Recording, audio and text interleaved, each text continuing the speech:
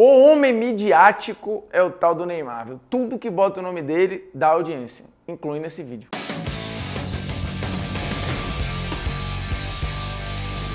Fala moçada, beleza? Polêmicas vazias na área com uma pergunta que surgiu de uma afirmação. Afinal de contas, Neymar Júnior pode ser o maior jogador brasileiro de todos os tempos depois de Pelé? Ou seja, o segundo maior da história do Brasil? Então, esta pergunta vem porque recentemente Tostão deu uma entrevista ao Sport TV, no Seleção Sport TV, e afirmou ao Kleber Machado que o Neymar pode ser o segundo maior brasileiro da história do futebol, atrás apenas de Edson Arantes do Nascimento, o Pelé. E aí a pergunta que fica, porque criou-se o debate, e esse debate aumentou quando o Neymar empatou na artilharia histórica da seleção brasileira com o Romário. E agora à frente dele, dependendo da contagem, tem 3 jogadores ou apenas 2 jogadores. E aí eu vou explicar o porquê dependendo da contagem. Mas a questão é, o menino Ney está chegando no topo, pelo menos em relação a gols. Será que isso o fará o maior, ou o segundo maior, ou o terceiro maior? Em que lugar da história Neymar Júnior ficará com a seleção brasileira? Porque partimos do princípio que, para estar entre os maiores, você tem que ter uma mínima história com a seleção. Mesmo que essa história não venha com títulos, precisa vir com protagonismo, com muitos gols, com grandes atuações, com memória afetiva, que é o que a gente sempre fala aqui. E eu falei lá atrás sobre a questão das contagens, dos critérios, porque vamos lá. De acordo com a contagem da FIFA, que leva em consideração apenas gols oficiais contra seleções, o maior artilheiro da história da seleção é o Pelé com 77 gols. Depois vem Ronaldo Fenômeno com 62 gols. E aí o Neymar já é o terceiro, junto com o Romário, com 55 gols. Porém, tem a contagem da CBF. E na contagem da CBF, que não leva em conta só gols oficiais e também leva em conta gols contra combinados, por exemplo, seleção da Catalunha, combinados de clubes, seleções estaduais, nem todos são jogos oficiais. Nesta contagem, o Pelé tem 95 gols, o Ronaldo tem 67 gols e o Zico 66. E aí vem Romário e Neymar com 55. Tem algumas contagens até que botam o Romário com 56, o que deixaria o Neymar um degrauzinho abaixo ainda. Lembrando que esses números, você está vendo o vídeo, já podem ter sido atualizados. Neste momento, ainda não foram e são esses. Nós aqui vamos levar em consideração os números oficiais, porém isso vai fazer pouca diferença na discussão que a gente vai tratar aqui. Por que vai fazer pouca diferença? Porque sejam gols oficiais ou não oficiais, a tendência é que o Neymar deixe todo mundo para trás e fique disputando lá na frente com o Pelé. Se ele vai chegar aos 77, se ele vai chegar aos 95, é uma questão de tempo, mas a impressão, pela média, por tudo que o Neymar tem feito, é que ele vai chegar. Ele será o segundo maior artilheiro da história da seleção, com ótimas chances de ser o primeiro. A pergunta é, isto é suficiente para o Neymar ser considerado ou, num futuro próximo, ser apontado como o maior depois do Pelé? E aí, lembremos aqui, sempre o Polêmicas Vazias deixa muito clara a separação entre maior e melhor. Porque melhor, o Neymar é melhor do que vários que aparecem na lista. Em termos de ferramentas, por exemplo, de entendimento de jogo, de ser mortal e criador ao mesmo tempo, o Neymar ele é tão mortal, e números provam isso, do que o Ronaldo Fenômeno, por exemplo, apesar do Ronaldo ter tido todas as lesões, poderia ter jogado mais tempo, é verdade, ele embasbacou o mundo quando surgiu no Barcelona e depois na Inter de Milão, deixando todas as defesas para trás, era o estilo que caiu o queixo, mas o Neymar é um cara que tem a letalidade de um atacante de área e tem a construção e a magia de um jogador de fora da área. Ele tem um pouco de Ronaldinho Gaúcho, tem um pouco de Romário, tem um pouco de Ronaldo, e não estou dizendo que ele está no patamar desses caras, mas ele tem ferramentas técnicas para ser comparado a qualquer um desses. Inclusive é uma boa hora de opiniões na área aí, por gentileza. Por falar em ferramentas, em habilidade, esses dias Luizão deu uma entrevista em que falou a seguinte frase, que o Neymar não teria vaga no time de 2002, ou pelo menos no ataque do time de 2002, porque o time era fantástico, era maravilhoso e o Neymar não teria vaga ali. E aí, desculpa, essa é uma opinião absolutamente equivocada do Luizão, que talvez tenha um pouco de saudosismo ali. No time titular, o Neymar, por exemplo, teria vaga no lugar do Rivaldo. E aí você pergunta, poxa, mas o Rivaldo fez uma Copa espetacular em 2002. É verdade, para muitos, inclusive, uma Copa melhor que o Ronaldo. Eu discordo, acho que o Ronaldo foi fundamental para aquela conquista e foi disparado o melhor jogador da seleção.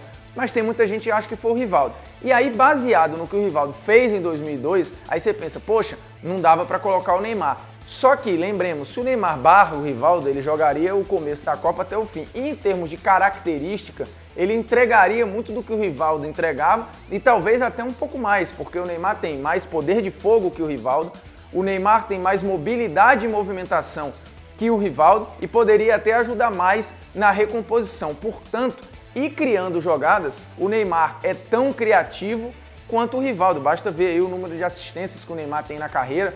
Então vamos lá, tecnicamente o Neymar pode perfeitamente ser o segundo maior da história do futebol brasileiro. Você tem um Romário que foi muito mortal dentro da área, mas as pessoas têm uma imagem afetiva de que ele só funcionava dentro da área. Não é verdade, porque no Barcelona ou na Copa de 94, naquele período de auge técnico do Romário, ele cansou de começar jogadas fora da área, com poder de arranque, de uma explosão enorme. Mas a leitura do jogo que ele fazia é diferente da no Neymar. O Neymar ocupa uma faixa maior do campo, ele acaba preenchendo mais o campo e entendendo mais o que acontece, né? Capaz de um lançamento mais longo, de uma tabela mais curta, de um chute de fora da área, de invadir a área fazendo a tabela ou driblando todo mundo, fazer a jogada pela ponta. O Neymar tem mais ferramentas até que o Romário, o que pode não o tornar maior que o Romário, nem maior que o Ronaldo. Mas tecnicamente a comparação de ser melhor, ela existe.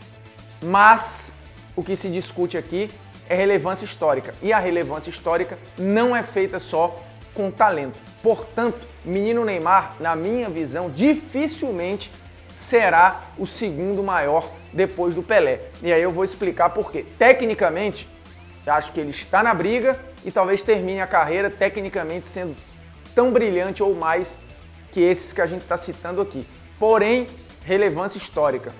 Aí talvez você tenha uma comparação perto do Ronaldinho Gaúcho, por exemplo. E por que o Ronaldinho Gaúcho? O Ronaldinho Gaúcho, tecnicamente, acho que depois do Pelé, foi o cara mais completo. Era o que tinha uma habilidade monstruosa, uma força física absurda, um poder de criação e muitas vezes de execução. Faltou ao Ronaldinho Gaúcho mais tempo no auge, mas faltou ao Ronaldinho Gaúcho protagonismo com a seleção.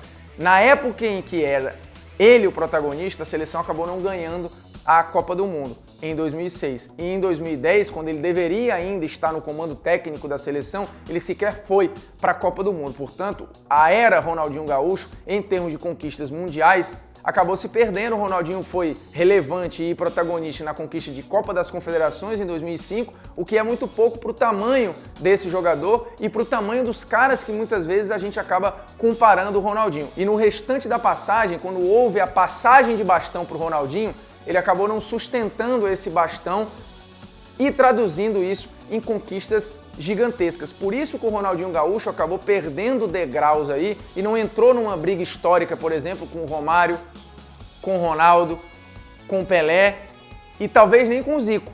E aí por que eu cito o Zico aqui? O Zico, além de estar entre os 3 maiores artilheiros na contagem da CBF, foi um cara que representou uma era e foi protagonista de uma era, que acabou não ganhando títulos relevantes, mas foi uma era em que deu ao torcedor brasileiro o deleite de uma seleção que, mesmo sem vencer, é lembrada até hoje. E isso é extremamente relevante para a história da seleção brasileira. A seleção de 82 ela é importantíssima no imaginário coletivo, tanto do brasileiro quanto do amante do futebol lá fora. Não é raro ver treinadores, jogadores, torcedores citando aquela seleção, que tinha como referência técnica exatamente o Zico. Portanto, mesmo sem ter ganho uma Copa América ou ter ganho uma Copa do Mundo, o Zico é maior do que muita gente que ganhou.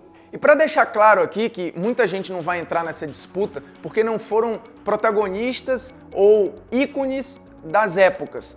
Quando a gente fala do Pelé e aí fala depois de Pelé, ou a era pós-Pelé, quem seria o maior depois do Pelé, aí você fala de Romário e Ronaldo, que foram ícones dessa geração deles.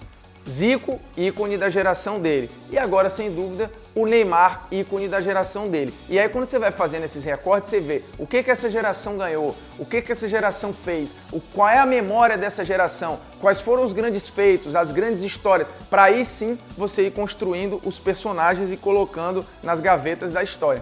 O Ronaldo tem 6 títulos pela seleção, alguns títulos desses casados com artilharias e com gols importantíssimos, como por exemplo Copa América e Copa do Mundo.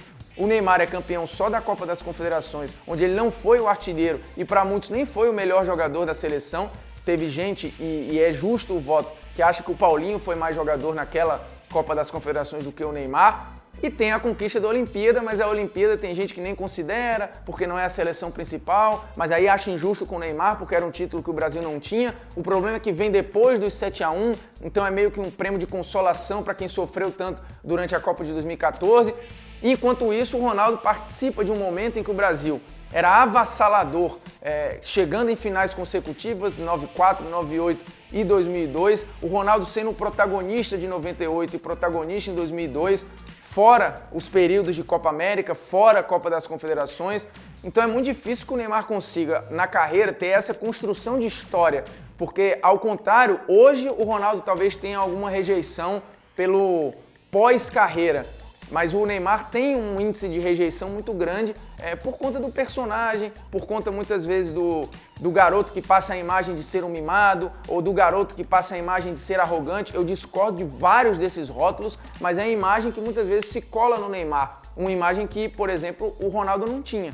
E uma imagem também que o Romário não tinha, porque apesar de toda a marra, era uma marra caricata, uma marra simpática, uma marra que ao invés de distanciar, aproximava. E o Romário que tem talvez o roteiro mais fantástico aí desses candidatos, né? Porque o Romário salva o Brasil em 93, levando para a Copa de 94, promete o título e cumpre na única Copa em que disputou de fato, porque em 90 ele estava lá, mas estava machucado, basicamente não pôde ajudar, e em 98 é cortado e em 2002 fica fora. Inclusive o corte e a não convocação constroem a imagem, né? Mas havia toda uma comoção nacional para o Romário ser convocado em 2002, o que só aumenta o simbolismo desse cara que jogou 15 campeonatos brasileiros, foi artilheiro em algumas edições e foi campeão perto do torcedor. Isso cria na cabeça do torcedor, na cabeça do apaixonado por futebol, um laço muito difícil de você desfazer. E ainda mais botando no lugar desse cara um jogador que está há muito tempo na Europa e que a tendência é que fique ainda mais,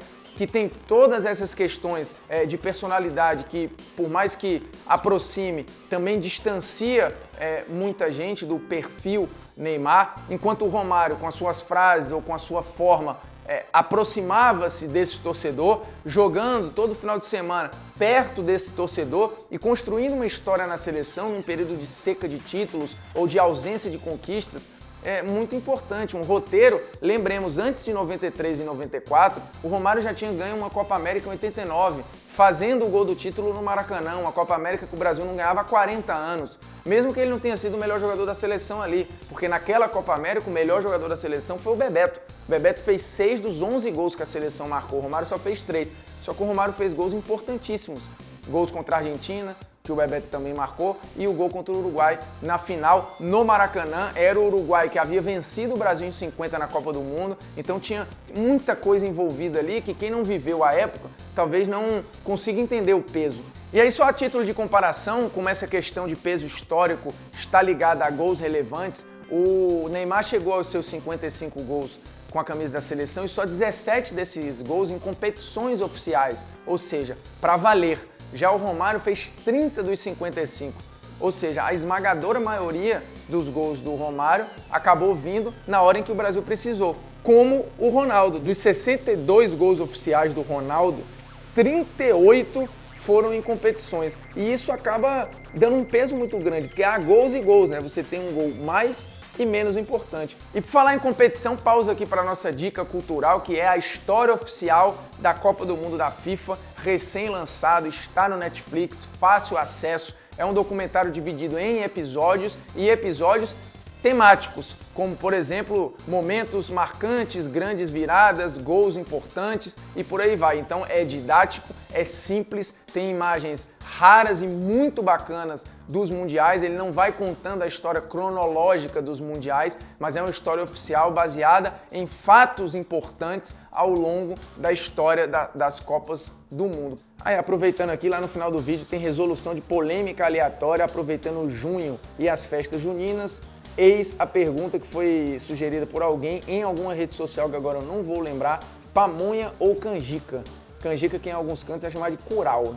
Por sinal, tem um belíssimo funk de Rodney D, talvez seja isso. A produção vai conferir se é Rodney D, chamado O Funk da Pamonha. Tragam pamonhas, tragam curau. Vamos chegando, experimentando pamonhas fresquinhas do gostinho do seu paladar. É espetacular. Vale assistir. Vê se é isso aí. Alô, dona de casa, olha a pamonha, olha o curau. Vai, pamonha, vai, curau. E meus amigos, para além de Zico, de Ronaldo e de Romário, o Neymar precisa passar um cara que ele não vai conseguir passar. Por mais que não tenha sido de uma geração pós-Pelé, foi uma geração junto com o Pelé. E na relevância histórica, depois do Pelé, existe o Garrincha. E é muito difícil que se mexa no lugar do Garrincha. Primeiro que o Garrincha foi bicampeão do mundo, sendo importantíssimo, tanto em 58 quanto em 62. 62 nem se fala, ele supre a ausência do Pelé e não leva a seleção sozinha, que tinha Vavá e outras figuras, mas acaba sendo o fio condutor daquela conquista no Chile. E além disso, o Garrincha representa um momento ao lado do Pelé de construção da nossa identidade enquanto nação futebolística, porque até Garrincha e Pelé nós não tínhamos ganho nada. O sentimento de podemos ganhar e somos melhores, ele surge ou ele é solidificado com o Garrincha e com o Pelé. Portanto, mesmo que o Garrincha seja da mesma geração que o Pelé e que o Pelé seja considerado o maior de todos os tempos, o segundo maior estava coladinho ali, que é o Garrincha. Lembremos aqui, em 60 jogos pela seleção, o Garrincha só tem uma derrota.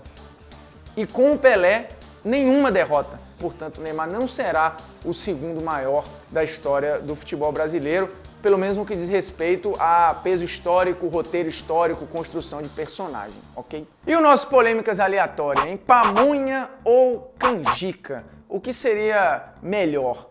Vamos lá. Primeiro que são coisas absolutamente quase iguais. Você tem ali uma diferença na manteiga e a pamonha que pode ser doce ou salgada. A canjica é fundamentalmente doce, um creme mais pastoso, mais gostoso, mais fácil de comer, menorzinho, né? Porque a pamonha às vezes é grandona, é mais difícil de comer, suja mais, enfim. A salgada eu não gosto e a doce é muito parecido com a canjica. Eu gosto da pamonha doce porque me lembra a canjica, portanto a canjica é melhor que a pamonha. Se uma coisa me lembra a outra, tá resolvido. Então é isso, hein? Polêmicas vazias toda sexta-feira, 11 da manhã no YouTube do Esporte Interativo. Durante a Copa do Mundo aparecerão vários outros polêmicas vazias, então não surpreende se numa segunda-feira, numa terça, numa quarta, num domingo, em qualquer horário a gente apareça aí. Para isso você tem que estar lá inscrito e com o sininho da notificação ativado, que é para na hora que surgir um polêmicas vazias emergencial de Copa do Mundo, e serão vários, você ser notificado e assistir o vídeo com toda a comodidade, seja no computador, no seu tablet, no celular, na puta que te pariu, em qualquer lugar. É isso aí, tamo junto. Um grandiosíssimo abraço, hein? Um abraço de novo.